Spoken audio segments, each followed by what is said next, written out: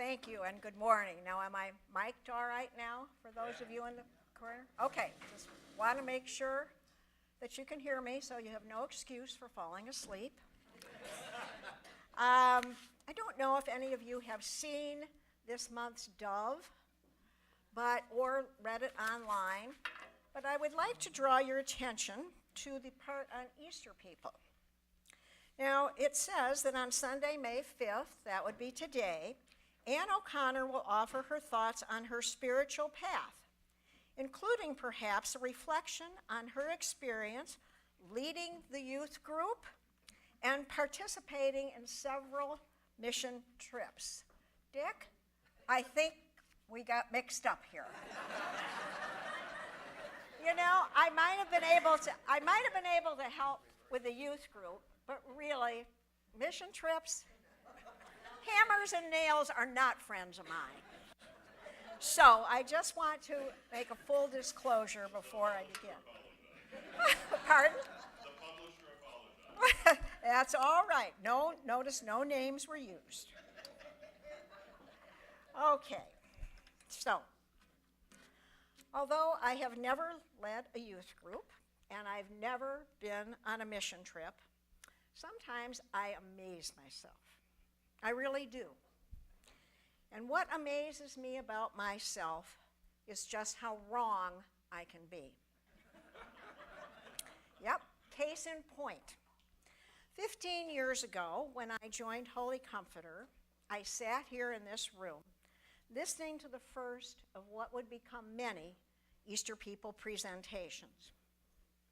I've been awed by them, touched by them, moved by them, impressed by the intimacy of one sharing his or her spiritual journey with a room full of people. After all, that spiritual journey can be a rather personal, private experience. Time and time again, I would say to myself, give an Easter people presentation? I'd walk out of this room and saying, that is one thing I will never do. Yet here I am today. So, here goes. I have always believed in God. Since I was a young child, I have prayed to God, asked for his help, sought comfort from him, expressed gratitude to him. So if I've always believed in God, what has changed? Along the way, God moved from being out there, someone I looked up to, someone I looked out to, someone I prayed to for help, to being someone in here. So let me begin with some background. I am a cradle Episcopalian. My mother's family were originally Swedish Lutherans, but somewhere along the way they became Episcopalians. So my mother was raised as an Episcopalian in Middletown, Connecticut. Her family was of modest means, hardworking, faithful people. My father was also an Episcopalian, but from far different circumstances. He was born and raised in Alton, Illinois. And although my grandfather, my father's father, was a Unitarian, my grandmother was an Episcopalian. And she was in charge of the religious upbringings of her sons. So my father was also raised in the Episcopal Church. I was born in an Army hospital in Fort Lewis, Washington, and lived in several different places for the first 3 years of my life due to my father's World War II military service. After that, I moved with my family, my parents and younger sister, to Clear Lake, Iowa for a brief period of time, and then to Wilmette when I was 5. We joined this church, Holy Comforter. Now, I'm sure choosing Holy Comforter was an easy decision for my parents. My grandparents had moved from southern Illinois to Kenilworth by this time, and my grandmother, a rather forceful woman, was already an active member here. And I adored my grandmother in spite of her somewhat domineering tendencies. Father Danforth, whose portrait is there, was the rector. Shows my age, doesn't it? As I was growing up, Holy Comforter was an important part of my life. I attended Sunday school here. In fact, I even brought something to show you from my growing up years at Holy Comforter. Now, does anybody in this room, Jane, if I had a prize, I'd give it to you. And Hal, where are you? Hal says he's got one at home, but this is what they used to give out here, perfect attendance pins, from kindergarten through 8th grade. And I'm pleased to tell you, I have 9 of these dangling.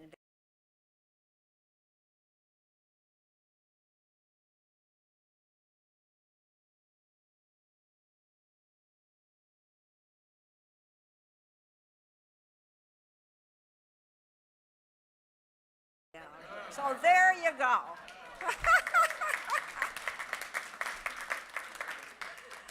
So, when I was in high school, I assisted teaching kindergarten here in Sunday school, and I even used this church as a networking tool, recruiting a number of my kindergartners to be in a summer play group that a friend of mine and I were having. My friend Holly, meanwhile, was across the street there at Kenilworth Union Church, doing exactly the same thing I was doing here. So we got a good group together from our Sunday school classes. After all, it's never too soon to network. During Lent, I brought my friends who went to other churches to this church for weekly Lenten services and breakfasts that we would attend before going off to high school. I was confirmed here, and as my friend from kindergarten, also named Anne, just reminded me on the phone last week, that was the time, she said to me, that you and I giggled our way through most of our confirmation. Don't you remember? Oh, yes, I do. I think we were embarrassed. Our parents probably were, too. Eventually, I was married here by Father Hanner, with my father's cousin co-officiating. So yes, I have many fond memories of those days at Holy Comforter. I also had many happy moments with family and good friends growing up. I loved our neighborhood. We lived on Thornwood, later to Blackhawk when I was in high school, and I loved Harper School. But there were sorrows and fears also. My mother was a lovely, intelligent, accomplished woman. She never adjusted to life here. It was always a battle for her, for many reasons.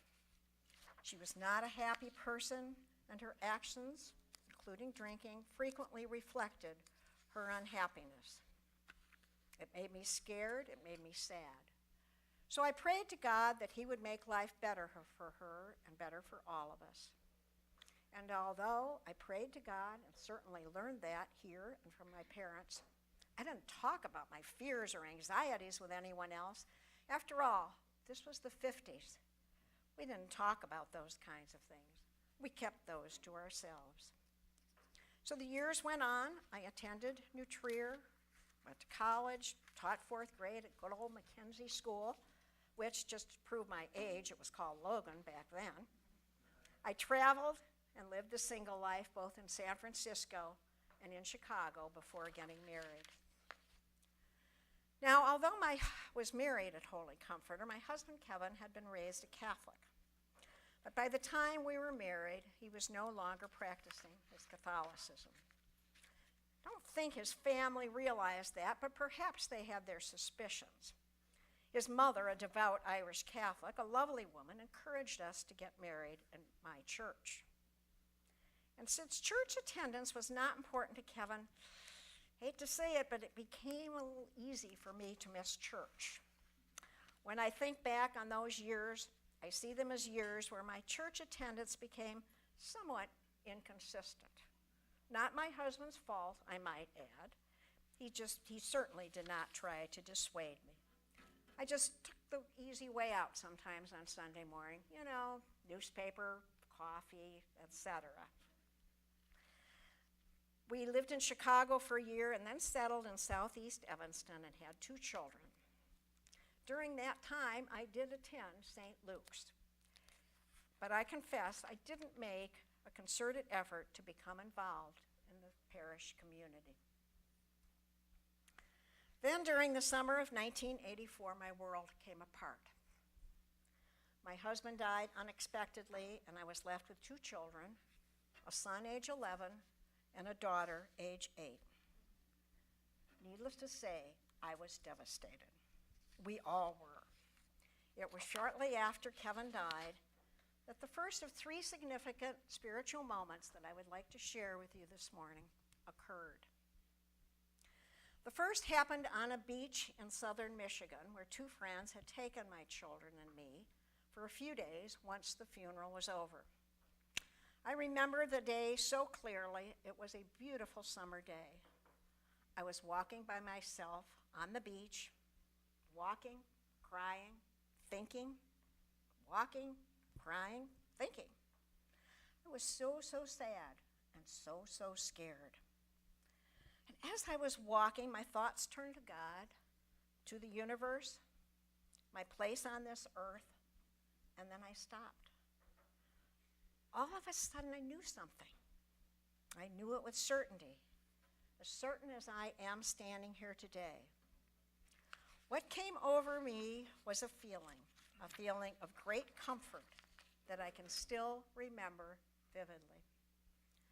I knew then and there that in spite of everything, in spite of feeling so sad, so lost, so bereft, I knew that eventually I would be all right.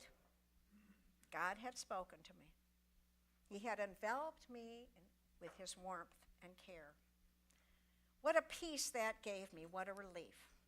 I wanted to stand there on that beach forever. Now, I would like to tell you that having that moment on the beach meant that from that point on, I would continue to feel God's presence, his warmth, and his protection. But it didn't happen that way. No, for the first year after my husband's death, I went through the motions of living, but I didn't trust that God really would take care of us. I did not rely upon him in a way that I wish I had. I didn't really understand that he was continuing to be with me in all my grief. In spite of a strong support system of friends and family, I did not take care of myself in the way that I wanted to. All by myself, particularly late at night, worried. Worried about myself, and worried about my children. I cried. I tried to rewrite the last chapter of my life with a different ending. That was expressed so well in Joan Didion's book, The Year of Magical Thinking. And that is a book that she wrote about her husband's death. And in it, she described her reflections on that first year as playing and replaying a tape, each time hoping that the ending would be different. I drank too much, and I was riddled with guilt about anything and everything. And although I was blessed, always have been and still am today, with a number of good and close friends, I kept most of my deepest and darkest fears to myself. And one day, about a year later, came a second significant moment.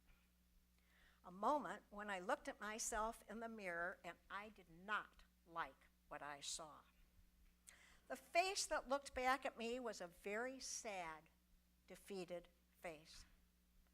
I realized that of all my fears, my greatest fear, my greatest worry, and my greatest concern was that I would continue to act, feel, and be the way that I was then forever.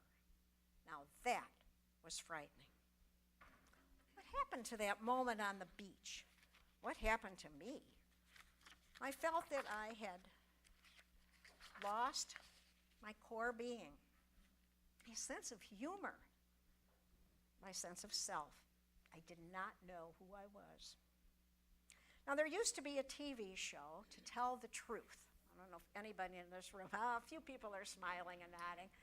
Those of us perhaps over a certain age, I don't know. But at any rate, there used to be this show to tell the truth, and 3 contestants would pretend to be the same person, but only one of them really was that person. The other two were imposters. A panel would ask questions of the three contestants to try to discern who was telling the truth. At the end of the show, the announcer would say with great drama, "And now will the real John Jones," or whoever, "please stand up." You know, I thought about that show many times, wondering who the real Ann O'Connor was. Hoping, of course, that she was not that weary, sad, and defeated one who looked back at me from the mirror, and wishing that she, the real Ann O'Connor, would please stand up. And then guess who appeared to me? Once again, in my moment of great fear and uncertainty. In spite of my somewhat spotty church attendance, in spite of my perception of myself as being inadequate, I reached out to God. He was still there. Or did he reach out to me? All I can tell you is that this God does not give up easily. He pulled me to my feet, so to speak. I was frightened, but he was there, and he walked beside me. So I started to take some important steps, making some changes, making meaningful changes. I reached out for help from professionals, a support group, and friends. I no longer sat up at night trying to solve my problems by thinking and drinking, nor did I try to rewrite that last chapter of my life. I prayed a lot. I got a job, we got a dog, we took a family vacation, and I began to regain my sense of humor. Very important, I wrote here. As if I would have to be reminded of that. And reclaim my sense of self. In short, I felt that the real Ann O'Connor was starting, even if tentatively, to stand up. The years continued with some joyous moments, difficult ones too, kind of like life. I even had a number of uplifting spiritual moments along the way. However, there's a danger that if I attempt to describe them to you, I may go on, and I really don't want to put you to sleep. So we're going to move on. Eventually, after my children were grown, I sold my house in Evanston and moved to a townhouse in Wilmette. I retired and spent some time thinking about the rest of my life and what I wanted to include in it. Travel, education, fun, volunteering. I was excited thinking about the possibilities. But wait, something was missing. I discovered that I really wanted a church home to be a part of my life once again. So I created a plan. I love plans. Not always the execution of them, but I love the plans. And that plan was the following. I was going to go to 3 churches: Holy Comforter, where I had grown up, St. Augustine's, since it was in Wilmette, and St. Matthew's, since it was close, and I had several friends who went there. I would go to each church 3 times. Remember, I like plans. Get a feel for it, and then I would decide which church to join. It made sense to start at Holy Comforter, where I had been raised and where my beloved grandmother had been so active. So one Sunday in February, that would have been 2004, I came here and 2 things happened. First of all, Father Myers gave a very moving homily. Secondly, I opened the church bulletin, and to my surprise, there was my grandmother's name listed under death anniversaries. That was it. Message from God. I'm home. No need to look further. So now we've come to the 3rd spiritual moment. It is from the time that I entered, or rather re-entered, Holy Comforter, that God became so much more than just someone I reached out to in times of need and at critical moments in my life. What I have learned here and have experienced here is that God was and is everywhere, all the time. He is in all of us and we in him. And that belief has been transformative. Chris gave me that word, transformative. It's a good word, I like it, so I'm keeping it. As Chris also said, when we practice, and I've got this right now, God being in us and we in him, that raises our consciousness and we begin to see God in all things. I've thought about so many of my life experiences, and I realize now that God was and is in each of them. I just haven't always recognized it. He was with John Campbell, who came to my house and sat in my living room telling me about Holy Comforter. After visiting with him, I really wanted to be a part of this church. He's in this room with Wynn and others who first welcomed me, although I had known Wynn for a long while, and introduced me to many of you who are here today. That reaching out is so important, and I believe that is what makes this place so special. It is that connection, and I have many of you to thank for that connection. As I look around at all of you, I see so many examples of people reaching out to others, both in need here and elsewhere. God has brought many special opportunities to me. Chance to be a Stephen minister, Stephen leader, and what a gift to be a part of a group that offers so much by caring, by listening, by being here for one another. It's also a place where friendships are formed. Thank you, Jean, for starting and continuing to be the leader and backbone of that ministry. You, the clergy, words fail me. They do. You have helped me integrate God into my being. I thank you, and I thank all of you for being the loving and supportive community that you are. You have helped me immeasurably. And although not a part of our church community, I would like to introduce you to Marvin, you can just wave your hand there, who has been my loving and supportive partner for many years and is also a Roosevelt University alum, I might add. And although my son and his family are in Denver, my daughter Molly, sitting next to him, is here. She was the one who, if you were sitting near me in church today, every time they said, Easter people, jab, jab, jab. At least I knew she was paying attention. She has been on much of this journey with me every step of the way, even if she doesn't know that she has.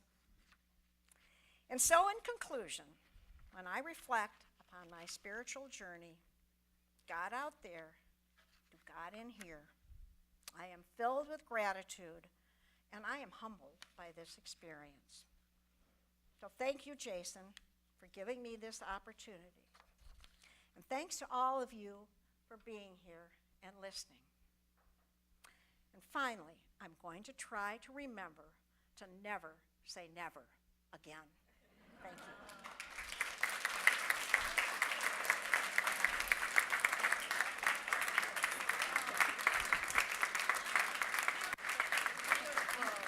Oh, God bless you. Oh, thank you.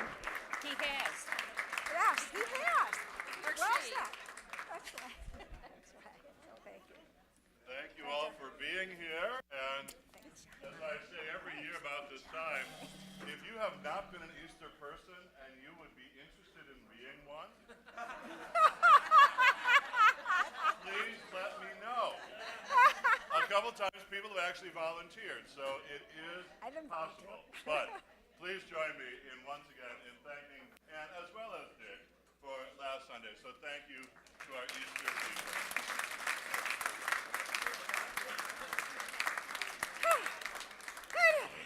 You did it. I I just take out governance. We had a little injury in the nursery.